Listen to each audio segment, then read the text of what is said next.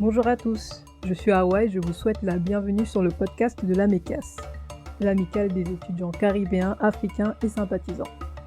Je suis très heureuse de vous retrouver pour ce deuxième épisode dans lequel nous aborderons deux sujets. Nous reviendrons dans un premier temps sur le dernier article posté sur notre site et qui est intitulé « Villes africaines et développement durable » ou « Comment valoriser le potentiel de l'espace urbain ». Cet article rédigé par Steve Flagbe et Mariam Fofana, comme son nom l'indique, abordera les questions de l'urbanisme et du développement durable en Afrique, mais je ne vous en dis pas plus car nous verrons cela plus en détail avec les deux auteurs de cet article. Ensuite, dans la seconde partie de cet épisode, nous vous proposons une discussion autour de la thématique de l'identité. 5 jeunes d'horizons différents qui ont grandi en France, aux Pays-Bas, en Afrique et aux Caraïbes participeront à cette table ronde animée par Sirandou Soukouna, présidente de l'AMECAS. L'un des invités est également le président de l'association ASA, The Association for Students of African Heritage. Je vous dis donc à tout de suite.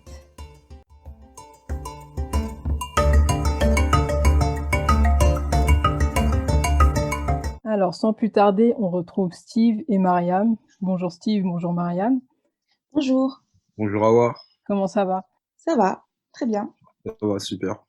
Confiné, mais ça va. Nickel.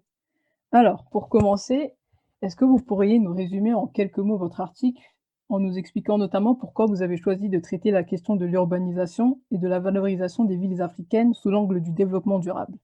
Alors, l'une des raisons pour laquelle on a choisi d'aborder cette thématique, c'est évidemment le fait que le réchauffement climatique aujourd'hui est un fait imminent qui justement appelle de grandes questions, y compris pour le continent africain, qui justement est face à de nouvelles vulnérabilités qui ne cessent d'augmenter. Et donc, il s'agissait ici d'explorer les leviers du possible et les pistes d'innovation d'ores et déjà explorées pour affronter ces défis.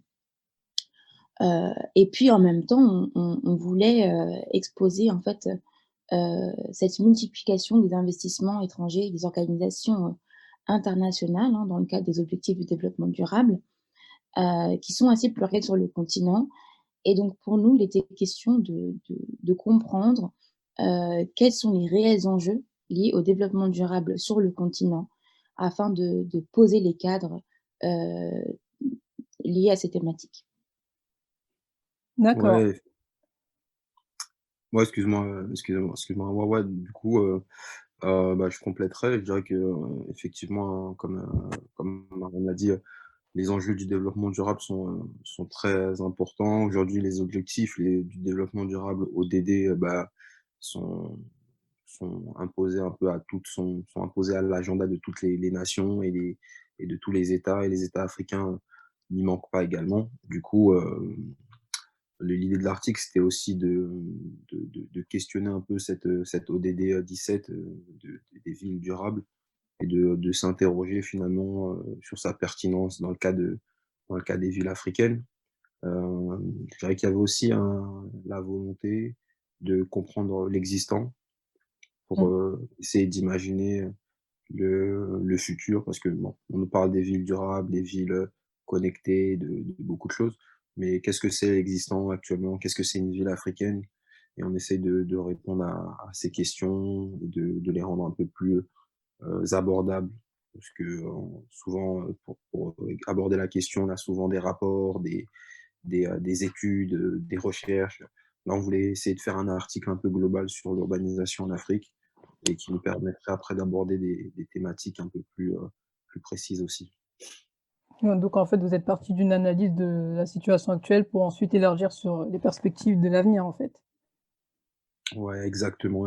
Plus ou moins ça, il y a je pense on en dira un peu plus dans la suite de l'entretien, mais c'est plus ou moins ça l'idée, ouais.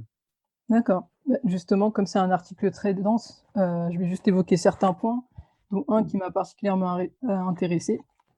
Mmh. À un moment donné, vous évoquez le fait qu'on assiste dans certaines régions à un développement de ce que vous appelez des agglomérations en zone rurale et qui participent à l'urbanisation des pays en question, tout en remettant en question l'idée d'une dichotomie entre l'Afrique des villes et celle des villages. Alors comme vous le soulignez, la confusion entre les définitions d'urbanisme et d'agglomération a des conséquences sur le développement des services qui permettent aux populations de se fixer dans ce genre d'agglomération rurale. Du coup, ma question est la suivante: comment expliquez-vous que les pouvoirs publics ne se soient pas encore saisis de cette question des agglomérations rurales qui sont de plus en plus nombreuses? Et pourquoi n'y a-t-il pas plus d'initiatives pour essayer de développer leur potentiel?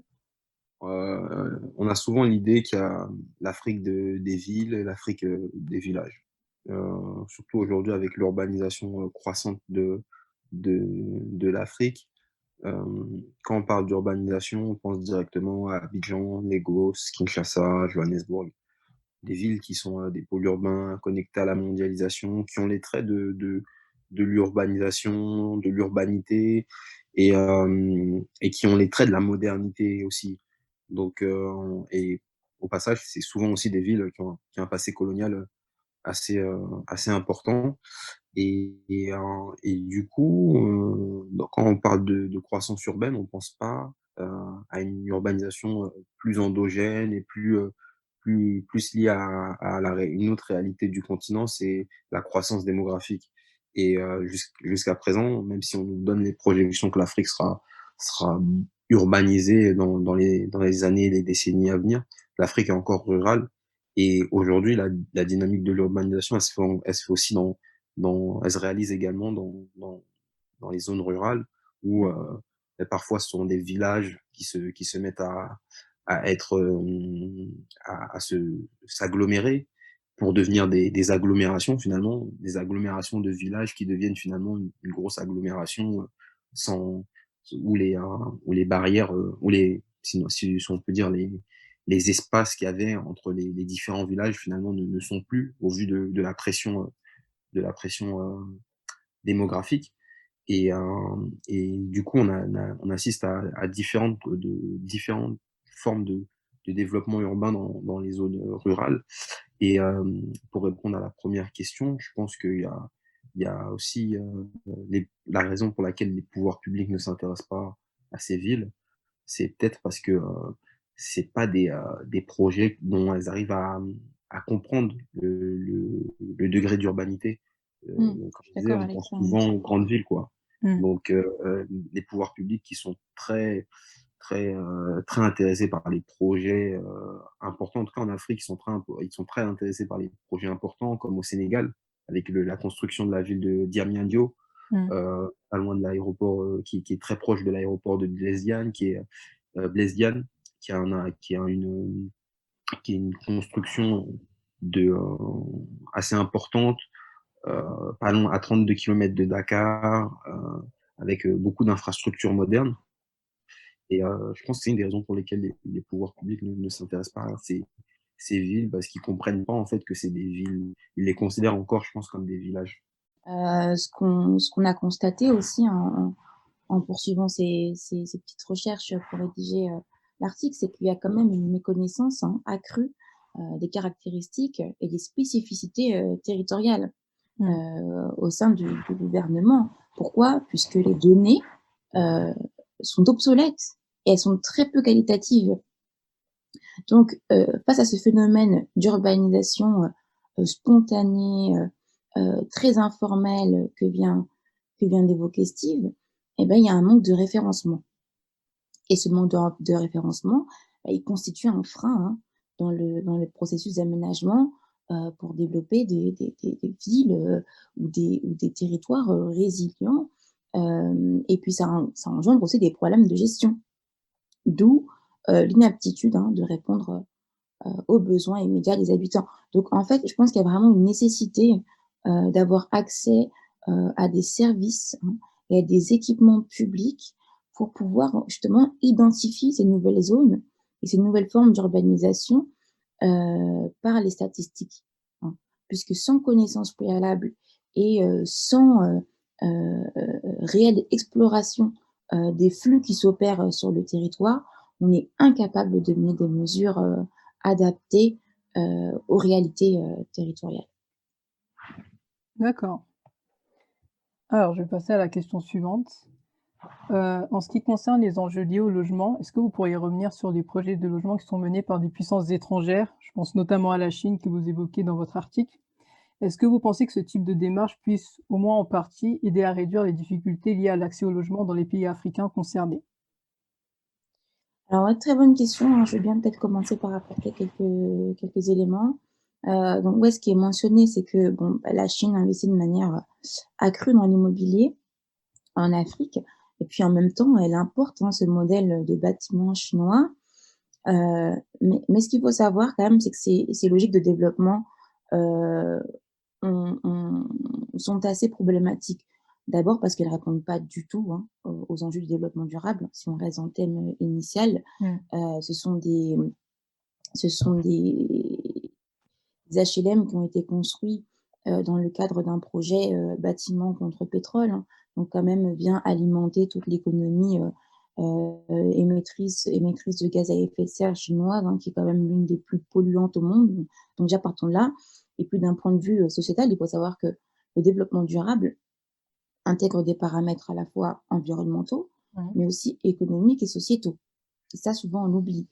Et dans la construction de ces bâtiments, il y a quand même une manière de creuser les inégalités sociales. Pourquoi? Parce que, ces HLM sont déjà uniquement, hein, accessibles pour une partie de la classe, moyenne africaine et donc ça vient creuser, hein, ce décalage entre d'un côté des logements, quasi, bah, bricolés, hein, et des bâtisses, type HLM aux technologies plus ou moins développées. Donc, quand on pense une ville et quand on pense une ville sur le long terme, hein, quand on s'inscrit dans le développement durable, il faut penser à l'accroissement de ces inégalités quand même, je pense, à long terme, puisque ça pourrait engendrer au renforcement des ségrégations spatiales et je pense, moi, à l'insécurité, hein, liée au visage africain. Donc, il faut se demander vraiment quel type de ville on souhaite, heu, voir émerger sur le continent et comment les pays, hem, heu on va dire, envisionnent de construire leur territoire et quel territoire ils souhaitent voir émerger. Donc maintenant, il faut se poser la question, quelle place pour l'inclusivité, les liens sociaux et l'accès aux services? Donc toutes ces questions-là, je pense, sont encore loin, d'être, répondues par, ces accords, qui échangent, des ressources, comme le pétrole pour des bâtiments, qui plus est construits par des Chinois, dont on connaît quand même la faible fiabilité, des infrastructures. La la viabilité, la durabilité, ben, c'est à la base et sont à la base du principe de développement durable. Hem, Parce que pas uniquement la Chine, mais il y a d'autres acteurs, hein. Il y a des sociétés du Golfe, des sociétés européennes, des membres peut-être des fois de diaspora, comme la diaspora libanaise qui sont impliqués des fois dans de nombreux projets de construction en Afrique. Le cas de la Chine, il est assez symbolique, je pense, parce qu'en notamment, dans le cadre des échanges dont parlait Mariam avec, l'Angola notamment, ça a donné lieu à la construction, comme elle disait, d'HLM et de villes sur le modèle, chinois, qui est un modèle qui pose déjà des questions en Chine, mais qui en plus, pose la question heu, de quel type d'infrastructure on veut développer aussi en Afrique. Je pense que, heu, le problème souvent et le problème c'est, comme elle a dit, c'est un problème de vision aussi des pouvoirs publics. C'est comment on développe, les villes qui vont pouvoir, dans lesquelles les gens vont pouvoir vivre. Parce qu'il ne s'agit pas juste de construire des infrastructures, mais c'est aussi de construire des infrastructures qui correspondent aux besoins, hem, Mmh. des habitants. Et même dans le cas de la classe moyenne, je pense que la classe moyenne africaine, quand elle a un peu d'argent et qu'elle commence à se développer, elle ne veut pas vivre dans des HLM. Heu, je pense que bon, dans beaucoup de pays d'Afrique, Afrique de l'Ouest, Afrique centrale, les gens ont du mal à vivre dans des trop grandes tours. On pas cette culture de vivre dans des très grandes tours, Heu, donc il y a aussi une question sociétale à ce point de vue-là. C'est pas uniquement il y a une question des inégalités sociales, mais aussi de qu'est-ce que la société veut et dans quel type comment on appelle ça? De logement et d'habitat la société les sociétés en Afrique veulent vivre. Oui, absolument, ça c'est ça qu'il faut pas oublier, c'est que construire des villes, c'est pas construire uniquement des infrastructures. Ça veut dire que c'est pas uniquement construire des bâtisses, c'est construire un environnement. Si on construit quelques bâtiments, isolés, dans des lieux, pas très, connectés, à la vie, voilà, sociétale et à la vie locale, on va se retrouver avec, des sortes de forteresses, fantomasques, quoi. Vous voyez? C'est ça le problème aussi, c'est que quand on pense une ville, il faut penser en termes de quartier, en termes de circulation, en termes d'accessibilité aux biens et aux services. Vous voyez, si vous faites des bâtiments, mais que, vous il y a pas de centre commercial ou d'accès à, je sais pas moi, il y a ça n'engendre aucune plus-value à l'économie locale, que vous n'avez pas de système de santé à proximité, qu'il vous faut nécessairement une voiture. Voilà, il pense qu'il faut réfléchir à tout ça et aujourd'hui dire, qu'on échange nos ressources contre des bâtiments, c'est une vision extrêmement, limitante et étriquée, hein, je pense. Donc, il ne faut pas se laisser duper non plus par les infrastructures et voir la ville en optant pour un prisme beaucoup plus large. Justement, vous pensez que c'est ça l'une des tares des politiques d'urbanisme en Afrique, justement de s'être laissé, comme tu dis, un peu berner par cette vision on privilégie en gros les infrastructures sur tout le reste? C'est ça en fait qui pêche principalement dans les politiques d'urbanisme? Oui, je pense que, Mariam complétera, mais et ouais, un des problèmes pour moi, c'est qu'il y a il y a un problème déjà au niveau de la planification, qui est un gros problème et du coup, la problématique de la construction chinoise, je pense qu'elle doit se proposer, en tout cas dans le cas que tu as évoqué, dans la question que tu nous as posée, elle doit se voir aussi sous ce prisme-là. C'est quand par exemple, on a le cas du Mozambique qui développe des villes et qui planifie des villes rurales et des Ah mais villes, justement, j'allais vous urbaines, demander, ouais. sur Oui, le modèle chinois. Ça pose la question aussi de certes, la Chine est le pays émergent numéro un et même c'est la première puissance mondiale après avoir été un pays émergent et euh, un pays en développement. Mais est-ce que ça veut dire que forcément les pays africains vont connaître une croissance à la chinoise? On en est loin, on en est loin, et c'est pas forcément ce que les populations en Afrique veulent. Donc, est-ce que c'est un intérêt de recopier un modèle chinois? C'est finalement, on est souvent dans le problème on cherche l'inspiration ailleurs, mmh. alors qu'il y a déjà de l'existant, comme dans le cas des villes, comme on disait, les villes rurales, mais également les villes historiques. Parce qu'il y a des villes, il y avait des villes en Afrique avant la colonisation. Il y a des centres urbains comme Kano, Benin City au Nigeria, par exemple, Mmh. Abomey au Bénin, Banza Congo, entre le Congo en Angola plutôt. Donc il y a des centres urbains historiques qui mériteraient d'être développés et pour lesquels aujourd'hui il y a Je très pense peu qu'on qui pourrait en importent. gros puiser dans notre histoire pour, trouver de l'inspiration dans nos politiques urbaines, en fait. Pas forcément dans l'histoire au sens, c'est pas que de l'histoire, parce que c'est des villes qui existent encore. Par Ouais, exemple, Kano, c'est une des villes les plus importantes du Nigeria, mais, par exemple, quand on parle du Nigeria, personne ne pense à Kano, alors que c'est une très grande ville du, euh, du Nigeria, et ce depuis des millénaires. Donc, il y a des choses à faire avec l'existant, que ce soit au niveau des villes intermédiaires, des villes historiques, ou des villes même, des villes secondaires et rurales. Je pense que c'est ça, il faut se regarder soi-même. Il faut être dans l'introspection.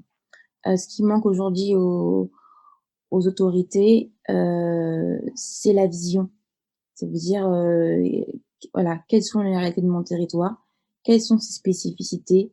Et comment faire avec ce qu'on a et ce qui fait ce qu'on est? C'est ce qui manque aujourd'hui.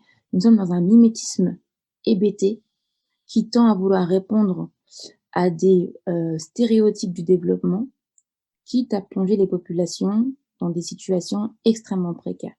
Donc c'est ça que je voudrais, voilà, je voudrais juste rajouter pour terminer là-dessus. C'est, arrêtons ce mimétisme, inconscient. L'Afrique, est un continent à part. Les pays africains ont toutes, leur identité, tous leur identité, excusez-moi, et elle est très forte, elle est elle est riche, elle est créative et on a tous, les outils entre les mains pour, penser, durable. On pensait durable avant le développement durable. Il y a pas de raison qu'on pense durable après le développement durable. Alors, est-ce que malgré tout, vous avez quelques exemples, de municipalités africaines qui auraient mis en place, des politiques d'urbanisme innovantes ou qui font figure de bon exemple en ce qui concerne la prise en compte des enjeux, liés au développement durable? Est-ce que vous en avez quelques-unes en tête ou Pour les villes durables, oui, il y en a quelques-unes, hein, il y en a quelques-unes qui font figure, de modèle. Bon, je pense que, on sera on est plus ou moins d'accord que Kigali est aujourd'hui un peu un modèle, mmh, en termes de prise en compte des enjeux écologiques. Il y a une politique, écologique qui est mise en place, heu, appuyée, ce qu'il faut aussi le rappeler, par les partenaires, internationaux, ce qui pose un peu plus de problèmes. Mais aujourd'hui, il y a des choses intéressantes qui sont faites à Kigali, notamment les initiatives citoyennes ouais. pour, favoriser, la propreté de la ville, le développement de l'agriculture urbaine, heu, la la, mmh, la réussite, notamment du gouvernement, rwandais d'avoir mis en place la suppression, des sacs plastiques. Bon, ça pose des mesures volontaires et des mesures qui sont actives et qui ont pris effet, Ouais, et ça, on peut le saluer parce que, des fois, ce qui se passe, dans les déclarations d'intention, c'est qu'il y a des déclarations, mais les faits ne suivent pas. Là, le Rwanda s'est quand même donné les moyens d'achever sa politique. Mais comme Mariam le disait tout à l'heure, le développement durable, ça pose également des questions, sociétales et des questions, heu, notamment au niveau de la démocratie, rwandaise. Parce que bon, il y a beaucoup notamment de pressions qui sont exercées sur les citoyens, notamment pour ne plus utiliser les sacs plastiques, alors que bon, beaucoup de la population, une bonne part de la population, est pauvre. Et donc, est-ce qu'aujourd'hui, au Rwanda, finalement, le le petit commerçant peut vraiment se permettre de ne pas utiliser de sacs plastiques et utiliser juste des sacs en papier? Ça a l'air de marcher, mais quelles sont les conséquences sur, la population, rwandaise, quoi, et la population de Kigali? Ça pose quand même, des questions. d'accord, ça se fait pas sans contrepartie, quoi. Ça c'est Ouais, bien sûr, ça se fait pas Ouais. sans contrepartie, mais il faut quand même, c'est quelque chose à on peut ne pas être d'accord avec la politique, rwandaise, Mmh. mais des actes sont posés, quoi, sur les déclarations, et du coup, bon, ça permet aussi d'avoir un espèce de retour et de voir si est-ce que ça marche ou est-ce que ça ne marche pas, Oui, de quoi. pouvoir s'en Ça inspirer éventuellement, quoi. Éventuellement, ouais. Mmh. Alors là, je vais vous citer un passage que je trouvais intéressant, qui parle du secteur informel. Alors je cite: «C'est la raison pour laquelle on ne peut pas plaquer un modèle de ville durable africaine et qu'il est nécessaire de s'intéresser aux acteurs locaux, aller au plus près de ceux qui constituent la ville, y compris au sein du secteur informel. Pour ainsi dire, l'un des défauts majeurs impose de répondre à cette problématique. Comment faire en sorte que le secteur informel puisse contribuer au développement, être intégré au projet d'aménagement, être consulté par les sphères décisionnelles et bénéficier des financements alloués à la ville?» Donc je trouve que c'est un passage particulièrement intéressant car justement à travers la question de l'urbanisme, on voit une fois de plus l'importance du secteur informel en Afrique qui regorge de potentiel. Alors ma question c'est actuellement, quelle est la part du secteur informel dans le développement des villes africaines? Vous l'évoquez dans votre article, mais j'aimerais bien que vous développiez un peu plus pour nos auditeurs. Pour le meilleur comme pour le pire. On a on a le cas de certaines villes même où le développement de la ville s'est basé, sur les populations, d'abord. Par exemple, à Lomé, en raison du régime foncier qu'il y avait à Lomé, qu'il y a toujours à Lomé, beh, c'est beaucoup les habitants qui construisent la ville. Heu et du coup, bon, ça pose la problématique de l'étalement urbain, mais également la problématique, des fois des personnes qui construisent dans des zones, à risque. Mais du coup, oui, non, non, l'informel, je trouve, est partout dans la vie en Afrique. Mm. Et peut-être l'une des solutions, parce qu'on en parle, on dit que ce serait bien qu'ils soient considérés comme des interlocuteurs, c'est de ne pas toujours les considérer comme des gens de l'informel, quoi. Ça pose aussi le problème de la vision dont on a des interlocuteurs africains, c'est qu'il faudrait qu'ils soient dans des institutions ou qu'ils soient experts dans tel domaine pour avoir le droit de parler ou le droit de citer dans des décisions importantes.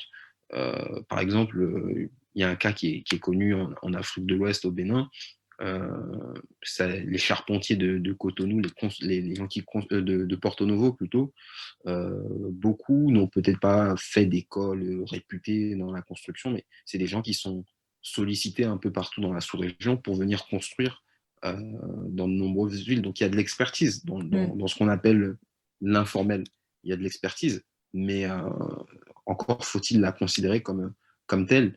Et c'est d'autant plus problématique qu'aujourd'hui, c'est des acteurs qui, des fois, sont réunis dans des associations, dans des groupements, et qui mériteraient d'être plus considérés ou accompagnés, d'être accompagnés, d'être sollicités dans le cadre de leur expertise pour apporter des solutions adéquates aux problèmes des villes africaines.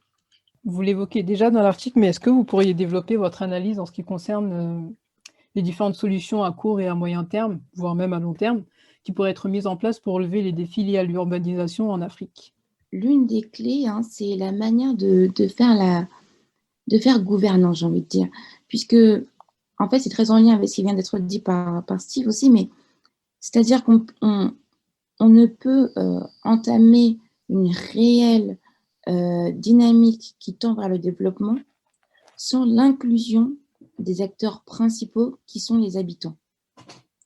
Et je pense que c'est ce qui manque aujourd'hui, c'est cette capacité à comprendre aussi que finalement, ceux qui sont le plus proches du terrain sont aussi parfois ceux qui sont les plus à même d'exprimer les vraies problématiques liées au développement. Donc, moi, je pense que ce qui manque aussi, c'est une reconnaissance des savoirs à la fois traditionnels, des savoirs liés à l'expérience du terrain, à la connaissance de la biodiversité, puisque quand les populations et on va dire bougent, deviennent mobiles, elles changent d'environnement, elles s'adaptent. Donc, elles découvrent de nouvelles manières de vivre dans de nouveaux territoires. Et ça, c'est une expertise qui est souvent minorée, alors qu'elle est précieuse. Donc, quand on manque de référencement, quand on manque de réelles données, il ne faut pas minimiser aujourd'hui le savoir local, le savoir ancestral, le savoir de l'expérience, puisque ce sont vraiment des données, des ressources fondamentales. Et ça permettrait également d'entamer, d'avoir un processus démocratique beaucoup plus sain qui viendrait remettre au centre du dialogue les acteurs, les citoyens, en fait, tout simplement. Ça, c'est le premier point. Et puis, comme on l'a vu, il y a une force créatrice et une innovation qui émerge de ces populations. Il faudrait uniquement que les moyens leur soient donnés pour développer tout leur potentiel. Par exemple, on l'avait évoqué dans un article précédent lié aux questions du recyclage que j'avais coécrit avec toi, ouais, d'ailleurs. Et puis, on voit bien que les collectivités territoriales sont extrêmement bien engagées dans ces politiques-là, puisque face à l'inaction gouvernementale, il y a énormément de groupes privés qui se sont alliés avec des collectivités locales dans la collecte, dans la vente de déchets, pour créer en fait de la valeur. Donc, on voit bien qu'au final, le potentiel est là, il suffit de le voir et de le valoriser. Et je rajouterais aussi, au-delà au-delà de ça, c'est également donner les moyens aux, aux- aux- aux instances de gouvernance locale, puisqu'il y a un processus de décentralisation qui est encore en cours dans beaucoup de pays d'Afrique, mais qui a déjà plus ou moins commencé, mais qui peine à se mettre en marche.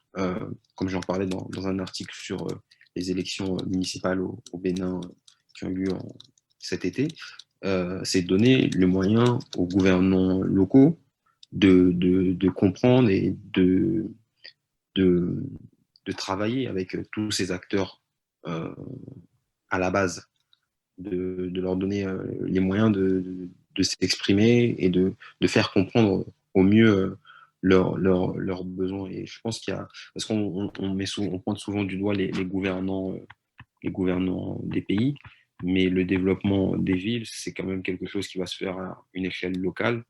Et du coup, il faut qu'il y ait des instances locales, gouvernementales, qui soient capables de coordonner un dialogue entre les acteurs à la base, les gouvernants et également les groupes privés ainsi que les partenaires X ou Y, quoi. Alors, vous l'évoquez très rapidement dans votre article, mais je voudrais revenir sur le rôle et le poids de la diaspora dans le développement des équipements et des infrastructures urbains, aujourd'hui en Afrique. Le poids de la diaspora, il est difficile à quantifier. Il est difficile à quantifier, mais par contre, on peut noter qu'il y a des initiatives et des entreprises aujourd'hui qui existent et qui participent à ce mouvement de construction de villes, ou en tout cas d'urbanisme en Afrique, que ce soit des entreprises privées ou des entreprises, en tout cas, non gouvernementales comme des associations. Et je trouve que c'est important que les gens de la diaspora ou même du continent prennent conscience que ils ont une force à jouer. Déjà qu'ils jouent déjà une force, ils ont déjà une force, une carte à jouer dans le développement des villes. Et que ça, c'est une très très bonne chose et c'est quelque chose qu'on doit encourager, quoi.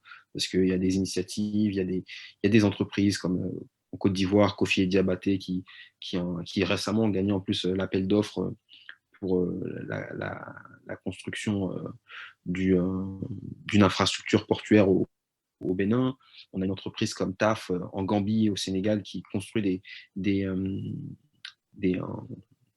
des complexes immobiliers. Et ce qu'on note en fait avec ces entreprises locales, c'est que elles comprennent un peu mieux, par exemple, un concept très flou comme celui de la classe moyenne africaine. C'est-à-dire ils comprennent que non, les Africains vont, ok, il y a une classe moyenne qui commence à se développer, mais déjà elle n'est pas aussi nombreuse que ce qu'on veut nous faire croire. Donc ils n'ont aucun intérêt à construire des properties, des propriétés immenses, un peu comme dans le cas de ce qui se passe un peu en Angola, avec des tours très grandes, alors que c'est pas le standing de la population et de la classe moyenne. Et du coup, on a en parallèle d'autres acteurs qui sont des acteurs peut-être de la diaspora, qui ont de l'expérience soit dans le domaine de l'immobilier ou soit qui veulent se lancer dans l'entrepreneuriat et qui choisissent l'immobilier et le développement immobilier pour développer des projets qui sont en phase avec les réalités locales. Bien entendu, souvent, c'est la classe moyenne africaine qui est visée, mais je trouve que dans la manière dont toutes ces entreprises se mettent en place sur le continent, on voit quand même que les membres de la diaspora, les entreprises locales comprennent un peu mieux le développement urbain et ainsi que les besoins des populations. Et dans cette compréhension des besoins, il y a aussi un intérêt pour le développement euh, d'un habitat, un habitat, d'un habitat à prix raisonnable, d'un habitat à prix raisonnable. Donc ça, c'est très bien. Et du côté associatif et des ONG, on a par exemple, on en parle rapidement, mais des réseaux d'associations, comme en France, on a les ressortissants de la région de Caille au Mali, qui aujourd'hui sont devenus des partenaires actifs des institutions et des agences internationales dans le développement de projets urbains. C'est cet exemple qui est évoqué c'est dans l'article, justement, je crois. Ouais, ça, c'est l'exemple qui est évoqué dans l'article. Et c'est génial de voir que finalement, des gens avec des moyens qui peuvent sembler peu importants, Mmh. arrivent à créer des choses qui ont un impact dans la vie des gens de tous les jours, quoi. Quand Mariam évoquait le fait qu'il y ait des villes fantomesques, j'aime bien cette expression. Euh, c'est vrai, si on construit demain des infrastructures mais que personne ne les utilise, ça a aucun intérêt. Donc, c'est vrai qu'il faut encourager les initiatives locales ou celles de la diaspora. Euh, on a aussi l'exemple, par exemple, de la confrérie mouride, de la diaspora mouride à travers le monde entier qui finalement, avec bah, des, leurs économies, leur épargne, ont réussi à construire finalement la ville de Touba au Sénégal. Et c'est une réalisation plus que conséquente. Et Mmh. des initiatives qu'il faut mettre en avant pour faire comprendre aussi à la diaspora que ben, elle participe déjà actuellement au développement, mais qu'elle peut faire vraiment que avec les membres, les, les populations sur le continent, elle peut participer à un développement endogène et un euh, développement des villes en Afrique. Très bien. Bah, merci beaucoup à vous 2. Alors est-ce que pour conclure cet entretien, vous avez un petit mot pour la fin? Les villes, constituent, le centre névralgique, hein, des sociétés et s'intéresser à leur dynamique, est primordial et donc si vous êtes intéressé par les enjeux du changement climatique, vous vous rendrez compte que les villes n'ont d'autre choix que de se réinventer et notre article, en fait, il pose les bases de ces réflexions et permet d'acquérir une vision en filigrane, hein, des grands défis, qu'attendent le continent et il met aussi en lumière, de belles initiatives africaines. Donc voilà, si vous voulez avoir connaissance de cette force de la jeunesse et de voir un petit peu comment ces individus tentent d'apporter leur pierre à l'édifice et de vraiment comprendre les enjeux liés au développement durable sur le continent, je pense que c'est l'article par lequel vous pouvez commencer. Alors pour avoir déjà lu Ouais, l'article, je confirme les propos de Mariam et sur ce, je vais passer la parole à Sirando pour la deuxième partie de l'épisode.